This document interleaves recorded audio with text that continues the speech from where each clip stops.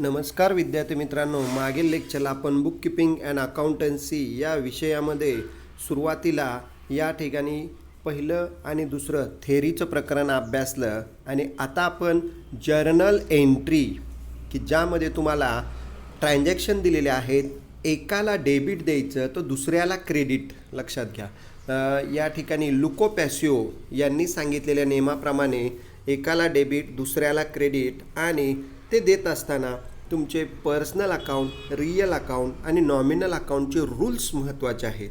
त्या रूल्सनुसारच debit credit देणं गरजेचं आहे. चला तर मग या ठिकाणी तुमच्याच टेक्स्टबुकमधला हा पुढचा प्रॉब्लेम आहे की ज्याच्या जर्नल एंट्रीज आपल्याला या ठिकाणी करायच्या आहेत. बघा, सुरुवातीला मी या ठिकाणी प्रॉब्लेममध्ये एक 10-12 ट्रान्झॅक्शन दिलेले आहेत आणि जर्नलचं फॉर्मॅट या ठिकाणी 5 कॉलम तयार करायचे आहेत. पहिला कॉलम आहे डेट, दुसरा पर्टिक्युलर, तिसरा ELF, चौथा डेबिट अमाऊंट रुपीज आणि 5वा क्रेडिट अमाऊंट रुपीज. त्या ठिकाणी आपल्याला बघा, आता हे कॉलम आखून घेतल्यानंतर फॉर्मॅट टाकल्यानंतर सुरुवातीला बघा या ठिकाणी journalise the following transaction in the books of Rajwade trading company. या ठिकाणी ट्रेडिंग कंपनीचा प्रॉब्लेम दिलेला आहे आपल्याला. 2019 मे 1 तारीख बघा या ठिकाणी लक्षात घ्या. Started business with cash rupees 1 lakh, bank balance rupees 2 lakh and building 2 lakh. तर आपल्याला सुरुवातीला व्यवसाय सुरू करत असताना कॅश आणलेली आहे 1 लाख, बँकेचा बॅलन्स 2 लाख आणलेला आहे आणि बिल्डिंगसुद्धा 2 लाख रुपये दिलेली आहे. तर याचा ट्रान्झॅक्शन करत असताना लक्षात घ्या, या ठिकाणी मी कुणाला डेबिट देतो आहे ते लक्षात घ्या नीट व्यवस्थित. पहिल्यांदा व्यवसायामध्ये कॅश आली म्हटल्यानंतर कॅश अकाउंटला डेबिट द्या, बँक बॅलन्स आला आहे बँकेला डेबिट द्या, बिल्डिंग पण आणलेली आहे बिल्डिंगला पण डेबिट द्या. म्हणजे एंट्री होणार आहे तुमची cash account debit, bank account debit, building account debit to capital account. व्यवसाय सुरू करण्यासाठी भांडवल स्वरूपात ह्या 3 असेट आणलेले आहेत म्हणून सर्व असेटला डेबिट आणि या ठिकाणी कॅपिटलला क्रेडिट द्यायचं आहे. तर या पद्धतीने आपल्याला ही एंट्री आपण केलेली आहे. Cash account debit, bank account debit, building account debit to capital account. तर या पद्धतीने आपली ही पहिली एंट्री झालेली आहे आणि कॅपिटलला तिघांची टोटल 1 लाख, हे 2 आणि हे 2, 5 लाख रुपये कॅपिटलला येणार आहेत. आणि नॅरेशन लिहिताना सुद्धा started business with cash, bank आणि बिल्डिंग असं लिहायचं आहे. बघा या ठिकाणी जर तुम्ही एंट्री बघितली असेल व्यवस्थित ॲन्सरमध्ये बघा, cash account debit 1 lakh, bank account debit 2 lakh, building account debit 2 lakh to capital महत्त्वाचं बघा 5 लाख रुपये, to capital 5 lakh, being started business with cash, bank and building. तर या पद्धतीने आपल्याला पहिली एंट्री आपण केलेली आहे. आता पुढं या ठिकाणी 3 तारीख बघा दिलेली आहे आपल्याला.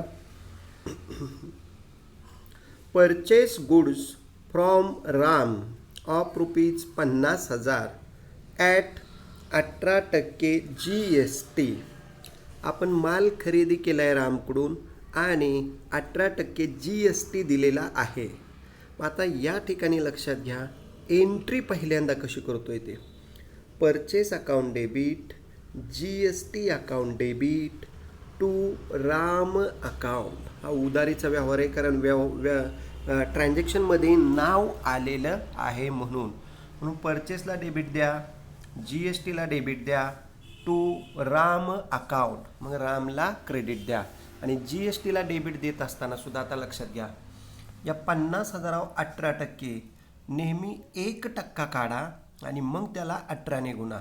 मग त्यासाठी 1% काढण्यासाठी शेवटचे 2 शून्य या ठिकाणी तुम्ही मार्क करून टाका.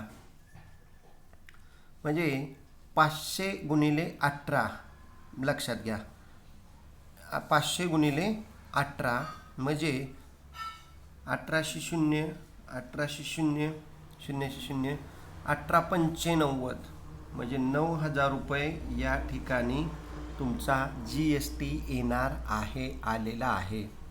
9,000च्या निम्मे 4.5 म्हणजे 4,500 आणि 4,500. तर या पद्धतीने तुम्ही सेंट्रलला 4,500, स्टेटला 4,500 अशा पद्धतीने. आणि इनपुट टॅक्स म्हणलं तरी तिथं या ठिकाणी बरोबर आहे. इनपुट GST, CGST आणि HGST. बघा या ठिकाणी 3 तारीख व्यवस्थित या ठिकाणी दिलेली आहे. Purchase account debit 50,000, input CGST 4,500, input SGST debit 4,500 to Ram account 59,000 म्हणजे तिघांची टोटल. तर सिंपल एंट्री आहे purchase account debit, GST account debit to Ram account. मग त्या GSTचे 2 भाग करा, सेंट्रलचा एक आणि स्टेटचा एक. समान समान द्या त्यांना 50-50% आणि टू राम येईल. नॅरेशन बघा. Being purchase goods from Ram for 18% GST. Cash नको होतं, उधारीचा व्यवहार आहे. 18% GST. अशा पद्धतीने आपण माल खरेदी केलेला आहे, GST दिलेला आहे रामकडून. आता पुढं 5 तारीख बघा या ठिकाणी. म्हणजे परचेस वेळी GSTला डेबिट द्यायचे, लक्षात घ्या. आता पुढच्या ट्रान्झॅक्शनमध्ये बघा नेमकं वेगळं आहे, ते लगेच लक्षात येईल तुमच्या. Sold goods to Rakesh of ₹70,000 at 18% GST for cash. आता लक्षात घ्या, आपण राकेशला माल विकलेला आहे 70,000 रुपयाचा आणि 70,000 रुपयाचा माल विकल्यानंतर या ठिकाणी रोख विकलेला आहे आणि त्याच्यावर 18% GST आहे. तर आता आपल्याला लक्षात घ्या, माल विकला आहे म्हटल्यानंतर लक्षात घ्या, माल गेला, पैसे आले. आता डेबिट कुणाला देतोय लक्षात घ्या. Cash account debit to sale account आणि टू GST अकाउंट. लक्षात घ्या, सेल वेळी GSTला क्रेडिट द्या, लक्षात घ्या. कारण GST आपल्याकडे येतोय. क्रेडिट या ठिकाणी credit all income and gains नॉमिनलमध्ये या ठिकाणी GST आला आहे, त्याला या ठिकाणी क्रेडिट द्या आणि परचेस वेळी डेबिट द्यायचे. तर आता इथं सेल वेळी क्रेडिट द्या. मग एंट्री होणार आहे तुमची cash account debit to sale account to GST account. आता या 70,000वरती लक्षात घ्या 2 शून्य त्याचे पूर्ण काढून टाका. 1% 700, मग 1% काढा, मग 18ने त्याला मल्टिप्लाय करा. 2 शून्य 0 या ठिकाणी 18 7 90 7 या ठिकाणी 57 56 6 4 5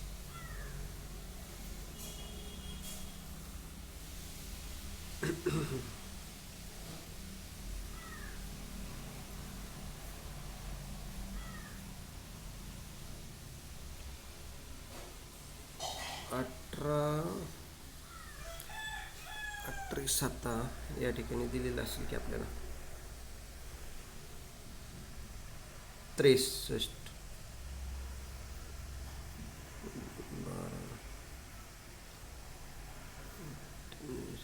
26 12,600 येते. लक्षात घ्या. बघा आता 70,000 18%, 2 शून्य घालवा, 18ने गुणा, ते 18 7 2600 12,600 येते. आणि मग या 12,600च्या निम्मे या ठिकाणी 6,300 6,300. तर अशा पद्धतीने निम्म या ठिकाणी 50% सेंट्रलला आणि स्टेटला 50% या पद्धतीने आहे. बघा 5वी एंट्री आपल्याला दिलेली आहे. रोख माल विकलेला आहे या पद्धतीने. बघा आता या ठिकाणी सुरुवातीला कॅश अकाउंट डेबिट, त्याच्या अमाऊंट नंतर काढू आपण. To sale account 70,000, to output CGST 6,300, to output SGST 6,300 आणि मग या तिघांची टोटल या ठिकाणी कॅशला 82,600. तर अशा पद्धतीने cash account debit, to sale account आणि टू GST अकाउंट. नॅरेशन बघा. Being sold goods to Rakesh for cash at 18% GST. 18% GSTने आपण माल विकलेला आहे. आता पुढं या ठिकाणी 5वा ट्रान्झॅक्शन झालेला आहे 5 तारखेचा. आता 7 तारखेचा फार सोपा आहे, लक्षात घ्या. Paid for repair ₹5,000. आता रिपेअर म्हणजे दुरुस्तीचा खर्च दिलेला आहे आपण. एंट्री सिंपल आहे. कॅश गेली, कशासाठी गेली? रिपेअरसाठी. मग एंट्री येणार आहे repair account debit to cash account. Repair to cash account 5,000 5,000. बघा 7 तारीख या ठिकाणी दिलेली आहे. Repair account debit 5,000 to cash account 5,000 being paid for repair. तर अशा पद्धतीने ही रिपेअर टू कॅश 5,000 रुपये आणि पेड फॉर रिपेअर दुरुस्ती खर्च आपण दिलेला आहे. रिपेअरला डेबिट का द्यायचं? कारण नॉमिनलमध्ये येतं आहे debit all expenses and losses आणि कॅश येतं आहे ते रिअलमध्ये येतं आहे credit what goes out. Cash गेली म्हणून कॅशला क्रेडिट द्यायचं आहे. तर अशा पद्धतीने आपल्याला हे रिपेअर टू कॅश एंट्री करायची आहे, केलेली आहे. आता पुढं या ठिकाणी लक्षात घ्या.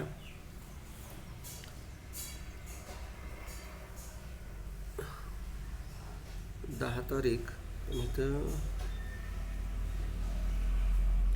15 तारीखच घेतलेली आहे, लक्षात घ्या. 10 तारखेचा आपल्याला बघा, लक्षात घ्या, हा एक महत्त्वाचा ऑर्डर आहे. Place and order with Ranveer and sons for goods ₹60,000 at 12% GST. आपल्याला रणवीर अँड सन्सने नुसती ऑर्डर दिलेली आहे, माल खरेदी केलेला नाही, लक्षात घ्या, किंवा विकलेला नाही, लक्षात घ्या. त्यामुळं या ठिकाणी 10 तारखेचा ट्रान्झॅक्शन आपल्याला एंट्री करायची नाही, कारण नुसती ऑर्डर आहे, लक्षात घ्या. प्लेस अँड ऑर्डर, तिथं ट्रान्झॅक्शन होणार नाही, कॅश गेली पण नाही, माल गेला नाही, आला नाही. त्यामुळं आपल्या व्यवहारामध्ये ट्रान्झॅक्शनमध्ये अकाउंटवरती कोणतेच परिणाम झालेले नाहीत. त्यामुळं त्याचा इफेक्ट या ठिकाणी होणार नाही. मग अशा वेळी लक्षात घ्या की कॅश इनकमिंग नाही, मालाचं आउटगोईंग नाही, त्यामुळं या ठिकाणी प्लेस अँड ऑर्डरची एंट्री करायची नाही. आता पुढं या ठिकाणी पुढचा ट्रान्झॅक्शन बघा. 15 तारीख पेड फॉर वेजेस ₹15,000. वेजेस म्हणजे मजुरी आपण दिली 15,000 रुपये. मग या ठिकाणी वेजेस येतं नॉमिनलमध्ये, debit all expenses and losses, म्हणून wages account debit, wages account debit to cash account. वेजेसला डेबिट द्या, कारण आपल्या दृष्टीने वेजेस एक्सपेंडिचर आहे, आणि कॅश गेले credit what goes out. Cash येतं रिअलमध्ये म्हणून कॅशला क्रेडिट. मग wages account debit to cash account ही एंट्री बघा 15 तारखेची या ठिकाणी तुम्ही तुमच्या नोटबुकमध्ये करायची आहे. बघा लक्षात घ्या, 15 तारीख wages account debit 15,000 to cash account 15,000 being paid for wages. आपण वेजेस दुरुस्ती मजुरी दिलेली आहे. ठीक आहे. आता पुढं या ठिकाणी 18 तारीख लक्षात घ्या. आता purchase goods from Mohan of ₹10,000 at 12% GST. तर माल आपण घेतला आहे, लक्षात घ्या, मोहनकडून. उधारीचा व्यवहार आहे, कारण नाव आलेलं आहे, लक्षात घ्या, ते कळलं पाहिजे. कॅश शब्द आला की रोख व्यवहार, आणि व्यक्तीचं नाव आलं की उधारीचा व्यवहार आहे, हे महत्त्वाचं लक्षात घ्या. मग आता माल खरेदी केला आहे म्हणल्यानंतर आपण बघा, लक्षात घ्या, purchase account debit, GST account debit to Mohan account. अशा पद्धतीने एंट्री होणार आहे, लक्षात घ्या. आता परत एकदा एका लक्षात घ्या. Purchase account debit, GST account debit to Mohan account. मग आता या ठिकाणी 10,000 होती 12%. ते कसं काढतोय लक्षात घ्या. या ठिकाणी 10,000 रक्कम आपल्याला दिलेली आहे. इथं 10,000 लिहितोय, त्याच्यावर 12%, 2 शून्य धक्का 100. 1% 100, तर 12% या ठिकाणी तुमचे येणार आहेत 1200 रुपये. 1200च्या निम्मे 600 सेंट्रलला आणि स्टेटला 600 येणार आहेत. म्हणजे अशा पद्धतीने आपण टक्केवारी काढत असताना लक्षात घ्या, कोणत्याही संख्येचे शेवटचे 2 शून्य धक्का 1% रक्कम राहते आणि मग त्याला गुणायचं 12ने. 1200 रुपये येते. मग त्यातले निम्मे सेंट्रलला CGST आणि निम्मे स्टेटला SGST आणि परचेस वेळी GSTला डेबिट द्या. मग एंट्री येणार आहे purchase account debit, GST account debit to Mohan account. अशा पद्धतीने 18 तारखेचं ट्रान्झॅक्शन बघा. या ठिकाणी 18 तारीख दिलेली. परचेस अकाउंट डेबिट 1,00,000 रुपये आणि 1,00,000 किंमत आहे, 10,000 आपण दाखवतो. हां, 1,00,000 रुपये आहे, त्यामुळं थांबा, लक्ष द्या. परत एकदा 1,00,000 होती आपल्याला इथं 12% काढायचे. मग 1,000 गुणिले 12, 12,000 येईल. 12,000च्या निम्मे 6,000 सेंट्रलला आणि 6,000 स्टेटला, 6,000 येणार आहे, लक्षात घ्या. अशा पद्धतीने एंट्री येईल तुमची 18 तारखेची. Purchase account debit 1,00,000, GST account debit दोघाला 50-50%. पुढं इनपुट लिहायचं CGST, input SGST. Purchase account debit 1,00,000, सेंट्रलला 6,000, स्टेटला 6,000. Purchase account debit, GST account debit to Mohan account 1,12,000 आहे. तिघांची टोटल 1,00,000 आणि 6,000, ते तिघांची टोटल येणार 1,12,000. मग एंट्री येणार आहे तुमची purchase account debit, GST account debit to Mohan account 1,12,000 being purchase goods from Mohan on credit at 12% GST. 12% GST देऊन आपण माल खरेदी केलेला आहे. आता पुढं 20 तारीख बघा. या ठिकाणी पेड फॉर कन्व्हिनियन्स ₹7,000. कन्व्हिनियन्स म्हणजे शहर पूरक खर्च. एंट्री सिंपल आहे, convenience account debit to cash account. मग ही एंट्री 7,000ची 20 तारखेची बघा. Convenience account debit, convenience account debit 7,000 to cash account 7,000 being paid for convenience. आपण कन्व्हिनियन्सचा शहर पूरक खर्च दिलेला आहे. आता पुढं या ठिकाणी पुढची 25 तारीख लक्षात घ्या. Purchase goods from Kishore of ₹50,000 at 28% GST and paid half the amount by cheque. आपण माल खरेदी केला आहे किशोरकडून 50,000चा, GST त्याच्यावर 28% आहे आणि अर्धे पैसे चेकने दिलेले आहेत, म्हणजे अर्धे द्यायचे बाकी. जी एंट्री बघा अगोदर कशी ती लक्षात घ्या. आता या ठिकाणी एंट्री करताना purchase account debit, GST account debit to bank account, चेकने पैसे दिलेत म्हणून अर्धे, आणि टू किशोर अकाउंट लक्षात घ्या. परत एकदा एका purchase account debit, GST account debit. मग GSTचे 2 भाग करा, CGST SGST, इनपुट त्याला शब्द वापरा. Purchase account debit, GST account debit to bank account, कारण अर्धे पैसे बँकेतनं जाणार आहे, टू बँक अकाउंट, आणि अर्धे पैसे किशोर देणार आहे म्हणून 50% रक्कम या ठिकाणी टू किशोर अकाउंट. अशा पद्धतीने एंट्री बघा. या ठिकाणी 25 तारखेची एंट्री जर तुम्ही बघितली तर त्या पद्धतीने तुमच्या लक्षात येईल. बघा purchase account debit 50,000, GST account debit दोन्ही 7,000 14,000 येतोय, म्हणजे 28% या ठिकाणी 14,000 येणार आहे. टू किशोर अकाउंट 32,000 आणि टू बँक अकाउंट 32,000. निम्मे पैसे लक्षात घ्या. म्हणजे purchase account debit, GST account debit, to Kishore, to bank. आणि मग नॅरेशन येणार आहे being purchase goods from Kishore on credit and half amount paid by cheque. अर्धे पैसे चेकने दिलेले आहेत. आता पुढं या ठिकाणी 30 तारीख बघा.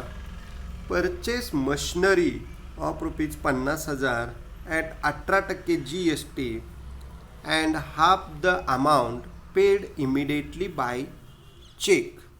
सेम ट्रान्झॅक्शन आहे. इथं एंट्री करताना लक्षात घ्या machinery account debit, GST account debit to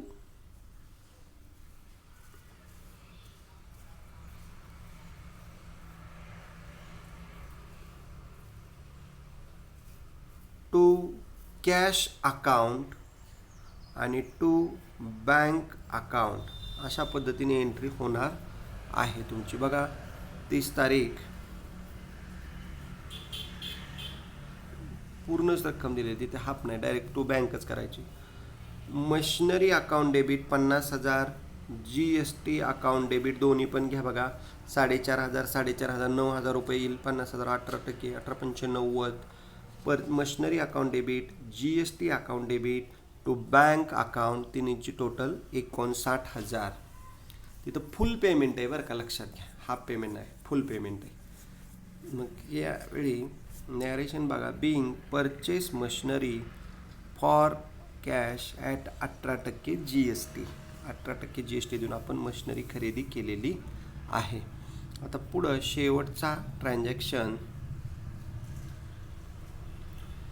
withdraw म्हणजे स्वतःसाठी लिहिलेलं आहे. ड्रॉइंग अकाउंट लक्षात घ्या.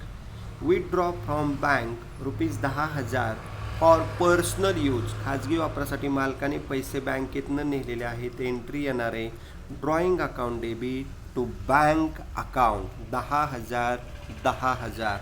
बघा शेवटची एंट्री तुमची drawing account debit 10,000 to bank account 10,000 being cash withdrawn from bank for personal use. खाजगी वापरासाठी 10,000 रुपये टेकन ओव्हर केलेले आहेत. आणि मग टोटल या ठिकाणी करायची. डेबिटची टोटल इथे तुमची 9,13,600. तेवढीच क्रेडिटची आली 9,13,600. तर अशा पद्धतीने या ठिकाणी हा आपण तुमच्या टेक्स्टबुकमधलाच प्रॉब्लेम व्यवस्थित सॉल्व केलेला आहे. तर सर्व विद्यार्थ्यांनी काय करा, प्रॉब्लेम व्यवस्थित लिहा, ॲन्सरचं जर्नलचं फॉर्मॅट टाकून घ्या आणि तो प्रॉब्लेम तुमच्या नोटबुकमध्ये या ठिकाणी सॉल्व करा. ठीक आहे. राहिलेला भाग आपण नेक्स्ट लेक्चरला पुढं अभ्यासू. कुणाला काही शंका असतील तर त्यांनी विचारायला हरकत नाही, किंवा तुमच्या शंका या ठिकाणी व्हॉट्सअपवरती विचारा किंवा फोन करून विचारा. ठीक आहे.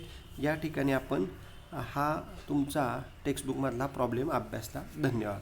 थँक्यू.